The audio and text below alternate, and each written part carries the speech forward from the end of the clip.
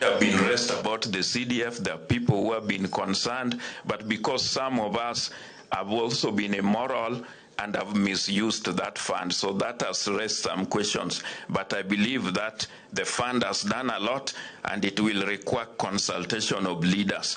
The issues which I've seen being raised by, like, my party leader about the CDF, and he has said that, like in the funds, like we have funds for Kora, we have funds for Kera. So some of the issues which are being raised are also valid, like why would we have the national government coming to Kisumu to handle local cooler funds when we have a county government?